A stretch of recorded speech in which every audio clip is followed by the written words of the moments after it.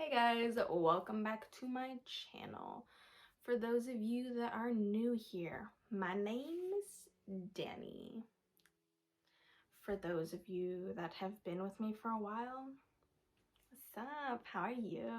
Nice to see you again. Anyways, so as you guys probably noticed from the opening screen, this video is not going to be like my normal videos. But yeah, and also it might be a bit of a longer video, so kind of like brace yourselves. Again, this video has very strong content, so if you are not in the right headspace to watch it, I mentioned the specific things that are going to be involved in this video, but yeah, if you're not in the right headspace, I don't suggest watching it right now.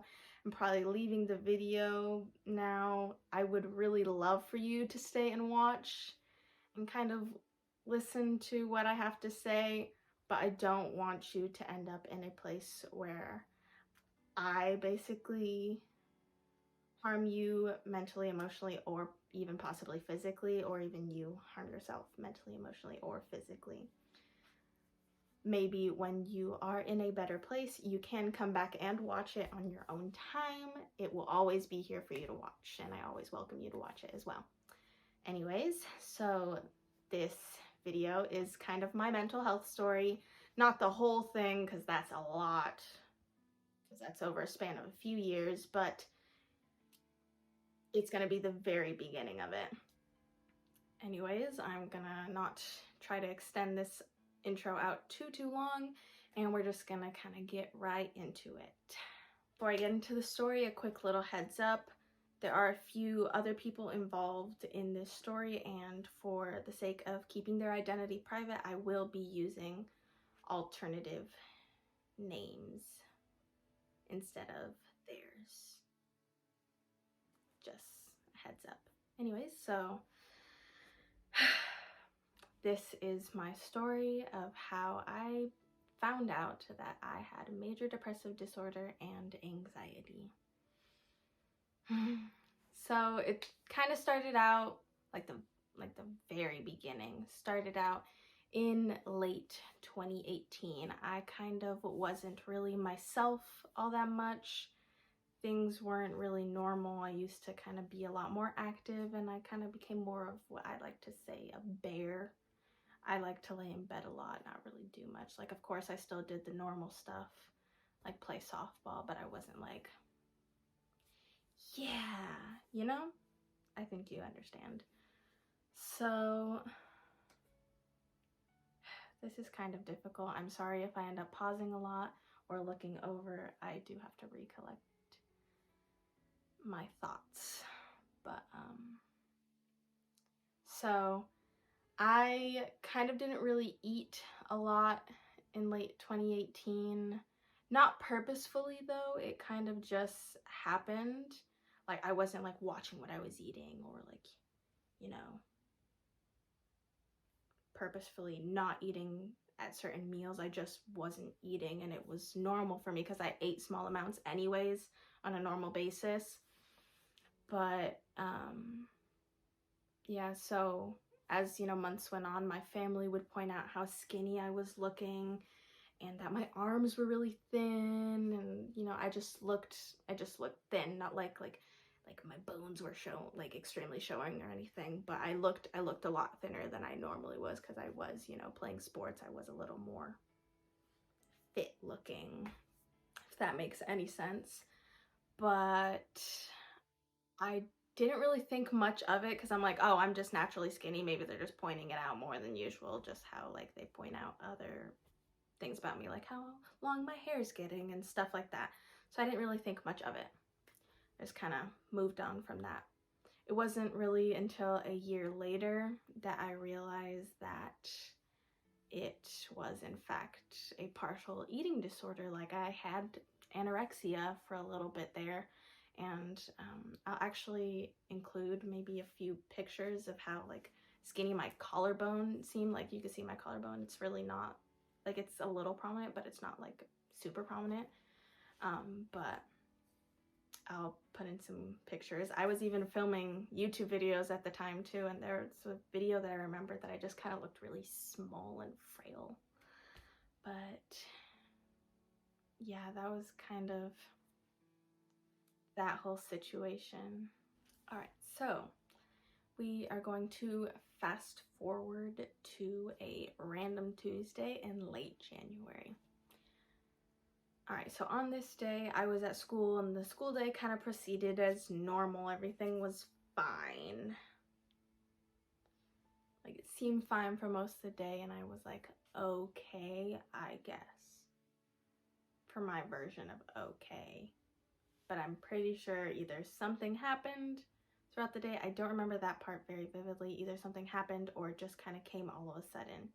But basically at the very end of the day, I had what I presume to be now a panic attack, because I didn't know what panic attacks were back then. I just knew what I felt. But now that I think about it, I'm pretty sure it was a panic attack, and I was hyperventilating and on the verge of like crying and like freaking out, and I was like, and I was with my friend John, and I was like, oh my gosh, like, I can't do it anymore. I'm so tired. I don't want to be here, blah, blah, blah. I want to go home. I want to go home. Little did you know, that phrase did not actually mean my house. I'm pretty sure you guys can connect the dots. But he's like, then call your mom, like, just go home early. And I was like, no, that's not what I mean. I want to go home. And I guess he still didn't really understand. But so I'm like pacing back and forth, like, oh my God, what should I do? Like, should I go talk to a teacher? Should I go, like, I didn't know what to do. I was just pacing back and forth, but the bell had rang for me to go to class. So I was also freaking out because I was like, okay, I'm going to be late for class. And that was like my biggest fear. I didn't want to be late for class or miss a class or anything, because I was just kind of built that way. But, so I was like, okay, well, I'm going to be late for class, and I'm like still like crying, hyperventilating, and like, you know, freaking the heck out. I run into my friend Chris, and he's like, whoa, whoa, whoa, like, are you okay?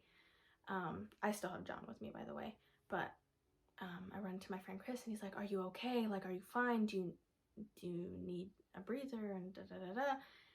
And I was like, no, like, I'm fine. It's just like, I'm like so tired and I don't want to be here anymore, and blah, blah, blah. Like, I'm ready to go home. I'm ready to like give up. I'm so tired of this, da da da da. You know, all that type of talk. That's kind of normal from people that aren't all right. But he's like, do you want to go talk to a counselor? Like, we can go talk to a counselor and I could take you there. Like, it'll be fine. And I was like, no, I don't want to talk to a counselor. Like, I'm going to be late for class. I need to go to class, blah, blah, blah. He's like, well, this is important. And I was like, I don't care. I need to get to class.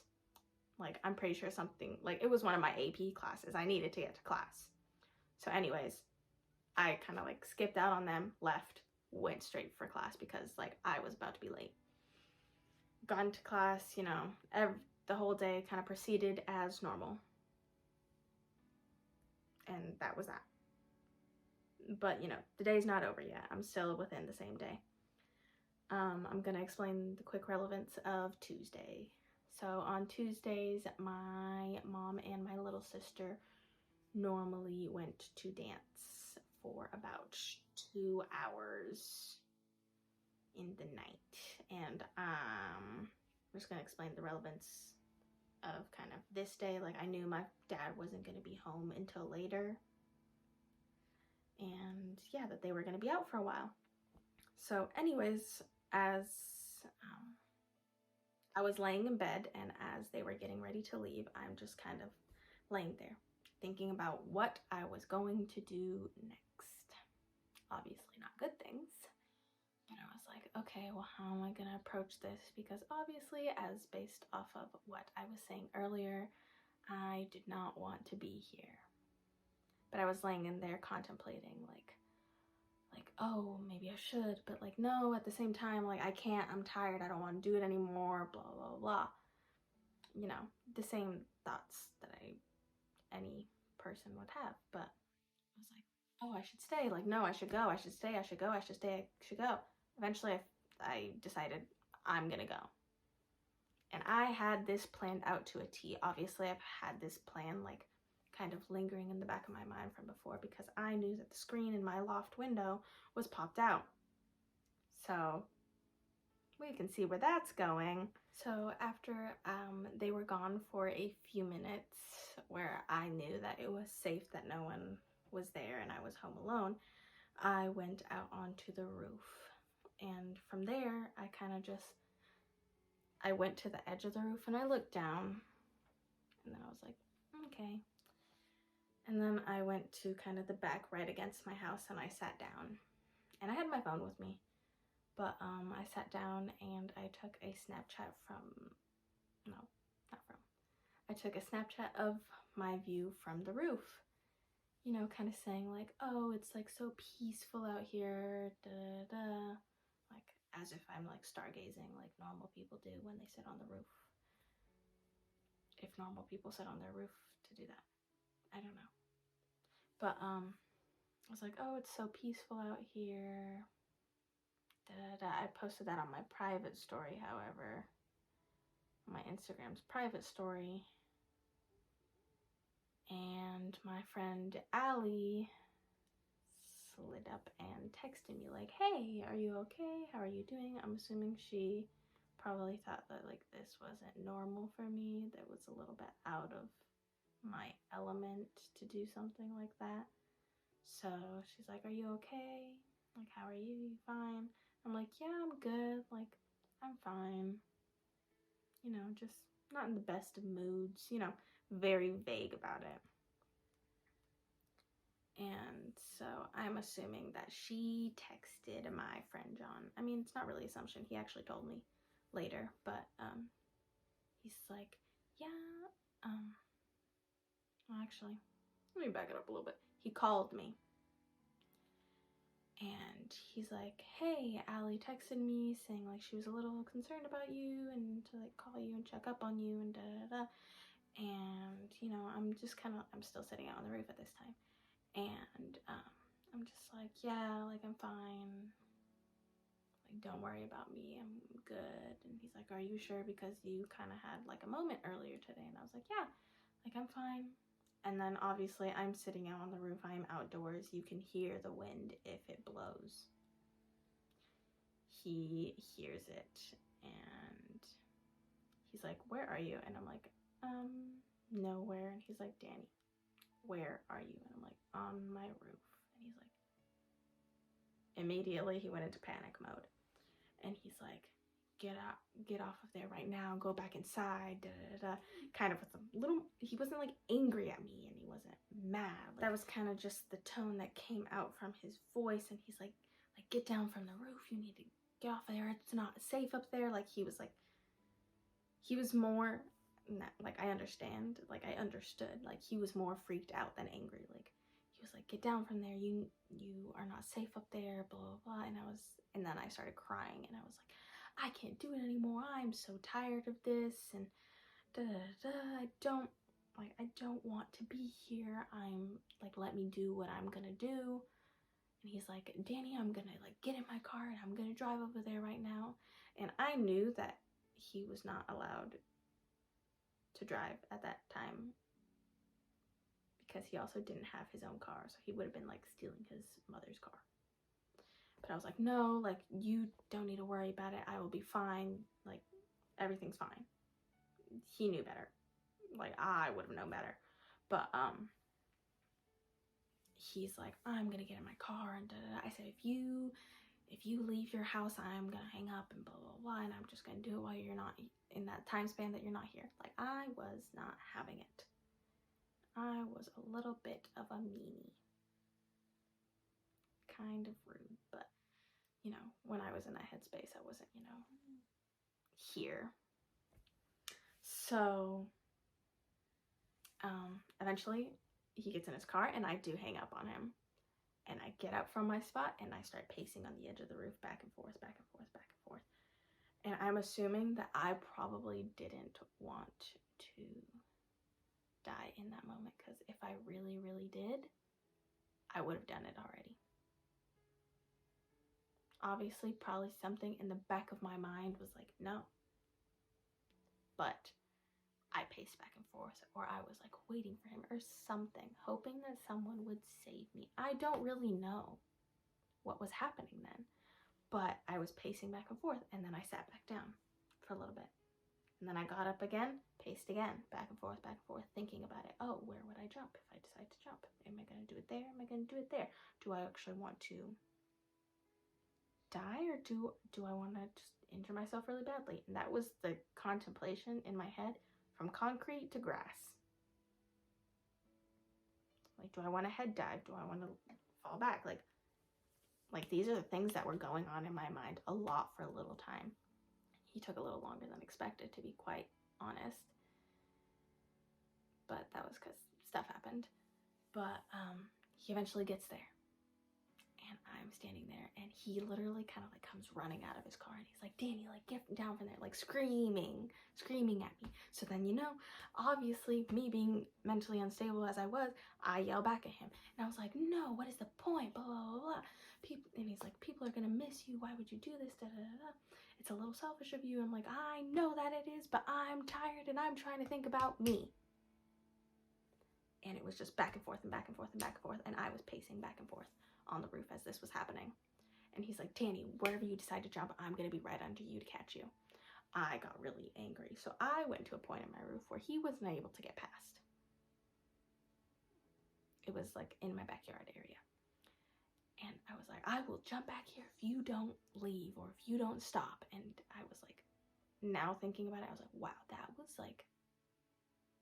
was a little petty. He's just trying to help you. But again, not in the right headspace. So I get back to the front, and I was like, no, like I'm gonna do this, whether like you like it or not. I'm trying to do what's I think is for me. I'm taking care of myself. It was not taking care of myself.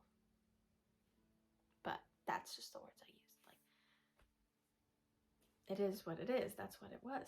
But he's like, just get back inside, and da da da. And I was like, no. So it was a lot of screaming back and forth, a lot of pacing back and forth, a lot of me almost falling off the edge of my roof, actually. Eventually, I went back inside. And I closed my window. And he kind of didn't hear from me. And then he went back to his car. And he calls me again. And he's like, are you going to stay inside? And I'm like, maybe. He's like, okay, well then. I was like, but inside, I have means of doing other forms of self-harm. Like, because I was cutting before this point in time. So I did have a blade. Because no one knew about it, obviously. But,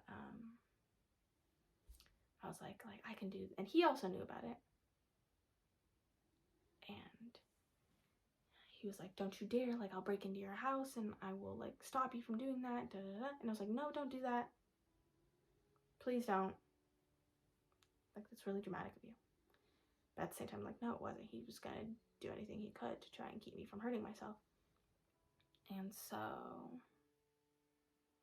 he's like, promise me you won't do anything. So then I promised him, and I didn't do anything. And I could say that confidently. I didn't try anything after that. And he's like, well, I'm gonna stay in my car here until someone gets home. And I was like, please don't do that. Like, I don't want anyone to ask questions about why you're here, or like make any negative assumptions, like any type of assumptions, because he was a guy. And I was like, please don't stay here. Like, I also don't want to have that conversation with my parents. Like, I'd rather them not know. Like, I felt bad, but, I didn't want them to know, because, I thought it was weak. I don't really know what went in my head, but I just didn't want them to know. So then I was like, please don't stay. And it took a lot of convincing for him to finally leave.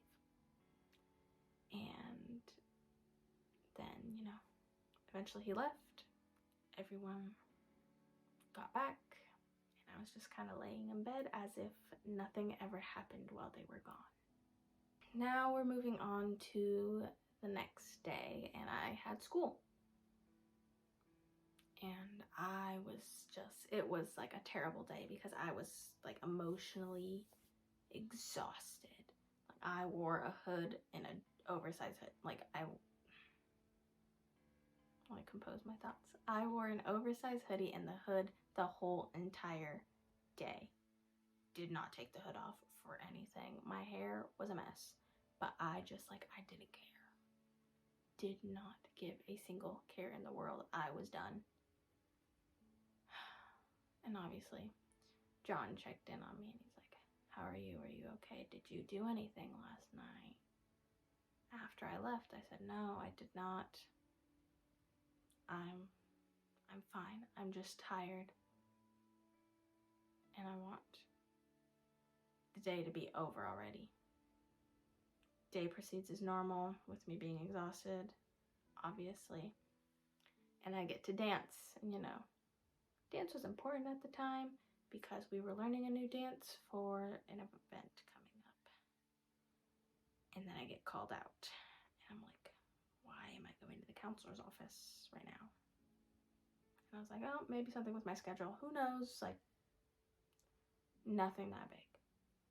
I go in, and I get sat down, and like the door gets closed and everything. And then my counselor starts talking to me like, oh, someone expressed concern for you. And they were afraid that something was going to happen. And then I basically told them, like, yeah, okay, I am not in the best headspace, blah, blah, blah. I did try something last night, but I was very extremely vague, but like to enough where I was speaking. And he's like, why haven't you told anyone before? I'm like, I don't really like talking about it. He's like, well, you're talking about it to me right now. And I was like, that's because I want to get back to class. Like, I was so done with the world. I had a bit of an attitude, not gonna lie. And I was like, that is because I want to get back to class. We are learning something very important. I didn't get released to class. But I told him everything. And then he was basically like, okay, well, how would you feel if I told your mom and kind of like told her about all this, like, not everything I told him, but like to an extent, like, oh, like here are some groups that they can, like, she can join and da-da-da. And I said, sure, I don't care. Do what you please. Because again, like I said, done with the world. And I was like, do whatever. Because I was angry that I was missing dance. And that just didn't help. Because I also did not like my counselor. Anyways, so basically, he emails my mom. My mom doesn't really bring it up with me for a while, but I don't, back to my whole counselor meeting, I don't get released for class until basically the end of the day, and I was livid, and I was trying to figure out who told my counselor something, and I was like, okay, well, only 2 people knew about this. It was either Chris or John, and it definitely wasn't John, so it had to be Chris. But when I asked him, he said, no, it wasn't me. I'm like, sure. But I still think it was him, and I was livid at the time. But now that I think about it, I am very grateful for it. So it would have been cool to think that, like, hey, he helped me out in the long run. But again, I'll never know. It kind of sucks. But yeah, that was kind of the end of those crazy 2 days. But yeah, my mom didn't really bring it up with me until she's like, would you be okay with talking to someone about it one day? And she's like, we'll set you up with an appointment and blah, blah, blah. And that was the end of that, basically. Never really talked to me about it again. After those 2 days, a few weeks later, actually, on February 15th to be exact, I remember that day because I kind of have a mini celebration within my head every year since that day. Like, hey, this was the day I found out everything. So on that day, I saw a crisis counselor, which I didn't know she was a crisis counselor at the time. To me, she was just a psychiatrist. But yeah, I saw that crisis counselor and we got to talking about basically everything. And I had to fill out a paper basically of how like I felt like on a scale from 1 to 5, how'd you feel, and and what makes you happy and what brings you peace, and stuff like that, basic stuff like that. And like, what 3 people make you comfortable, who are you comfortable talking with or being around, and things like that. Excuse me. And so then I tell her kind of my whole story, and I told her about things that kind of happened during 7th grade for me, during the summer after 7th grade. Told her about some of that stuff. I told her about any other tiny little struggles I went through, and then we got into like the real deep and heavy stuff to what had happened a few weeks prior about my attempt. And I just basically told her everything. She seemed pretty, like, she was really like cool about it. Obviously she was a bit concerned because she's a crisis counselor. You're going to be concerned when a child says, I tried to take my own life.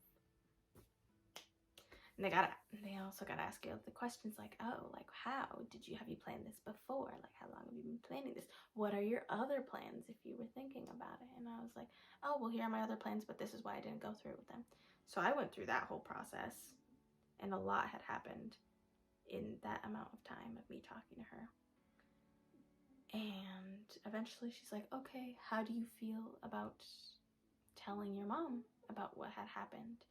And I was like, I don't want to tell, like, you can tell her, but I don't want to say it. Like, because then she'll cry, and I can't look at her when she cries, because then I cry. And she's like, okay, I can do that. I went out to go get my mom, and I brought her in so that she could tell her what had happened. Basically what we were going to do from then on, and just not everything, but most things went through my little paper and stuff like that. So my mom tried her best to kind of like keep her composure. Obviously she was crying, but she wasn't like full on like breakdown tears, even though I'm pretty sure she wanted to do that. But she was like crying, and then I was crying, because whenever she cries, I cry. Like, even if she's happy crying, I'm like crying. I'm like, no. It's just a weird chain reaction. But so she told her, and she also told us that I was borderline, about to be 5150'd. And for those of you that don't know what that is, it means when you get put on a 3-day hold in a psychiatric hospital or a mental hospital. But she's like, she's borderline there. Like, I want to put her in there, but I don't, but I do. And she was telling us why, like, she wanted to put me in there. It's because, that's like a very recent event, like that, like me trying to take my own life. But she's like, that's very recent. But at the same time, you're telling me absolutely everything. So that's why I don't want to put you in there, because you're like not necessarily stable, but you are stable enough to open up and tell me. I would be less hesitant if you didn't want to tell me anything. And so I eventually didn't get 5150'd because I was going to have family over that weekend, and that was kind of just being surrounded by people. I think I would have been safe to not try anything. I mean, I wasn't allowed into rooms with closed doors on my own. I didn't really feel the need to do that at all that weekend because I had family over. But anyway, she told me, she's like, well, she has major depressive disorder, and it seems like she's had it since maybe the 7th grade, but it wasn't very, very prominent throughout that big chunk of those few years from like after that 7th grade incident to the recent 2018 kind of coming up. Like, it was so minor, it wasn't even like really a thing or that bad, but apparently it had been happening. And that's kind of where it stemmed from, even though it kind of just basically showed up late 2018 officially. But that's kind of the beginning of my story of when I was officially diagnosed with major depressive disorder and having depression. So the rest is history, and that was just kind of the beginning of my lifelong mental health journey. So this is just kind of like a disclaimer, even though I did tell that story and that was how I was, and that, you know, I do have that mental illness, but I'm doing good now. Like, of course I do have my bad days, but they're not nearly as bad as they used to be, and I have a therapist if I need to go. I have like a psychiatrist. Like, when I do have my bad days, I do reach out to people. So I'm okay. Not to worry anyone. Like, I'm doing fairly well. I've come a long way. It's been quite a few years, so I just want to say, for those of you struggling, I'm not going to tell you that everything gets better. Because, you know, sometimes for some of us, it doesn't. And obviously for those we have lost to mental health, it didn't. Like, it's just kind of, it is what it is. So I'm not gonna preach to you like it gets better, because I didn't like when people did that to me. Like, things were gonna go how they go. So you take one day at a time. That's what I like to hear better. One day at a time. Not everything's gonna be better in the future, blah blah blah blah. Like, no, because you're setting my brain up for failure. Because the second things don't get better, down the drain I go again. So I didn't like hearing that. But I'm not telling you what to do if you are struggling with something like me or just any mental health issues. Have one person to talk to that you trust. I'm not saying you need to go get a therapist, because sometimes therapy doesn't work for everyone, but you should have one person to talk to. I had my one person, and now I have a few people that I feel comfortable enough talking to. And it's helpful. Sometimes even if they don't understand, I just need someone to speak to, get my feelings out there. It's helpful to me. Again, it won't be helpful to you, but I recommend telling one person so that they're aware and they can check in on you. And like, people do care about you. If you're not comfortable telling someone you know, I do have a mental health Instagram, so an Instagram specifically for mental health. I will have my business email in there, so in case you want to reach out to me like personally and tell me who you are and how I can help you, or maybe even someone you love or care about that you know is going through something and how I can help them, you could either tell me who you are or you can reach out anonymously, because I know that it is scary kind of just making it known. But if you don't have anyone, I will be your someone. I will try my very, very best, because I have gone through my own set of struggles, and I'm not telling you that I know all the answers and that I'm a therapist, because I'm not. But just know that you have someone that is willing to be there for you. But I just care about all of you that have people that know people that are going through this. I know it's not that easy. It wasn't easy for my family or my friends, but we're trying our best. We're learning every day. And I also care for you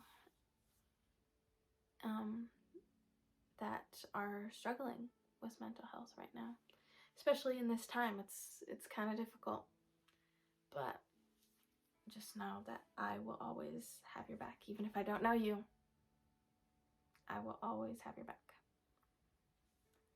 Anyways, thank you so much for taking the time to listen to my story. I know this video is longer than most of my videos, but I needed to get my story out there. I needed to take as long as it took. If you didn't get to this point in the video, then you didn't. At least you listened to part of it. But again, thank you so much for taking the time, if you did make it to this part of the video, for listening to my story. It's really important to me. I've never really told this story to most people. I've maybe said it, the full story, like 3 times. So thanks for allowing me to share it. Anyways, I will see you guys in the next video. I love you all.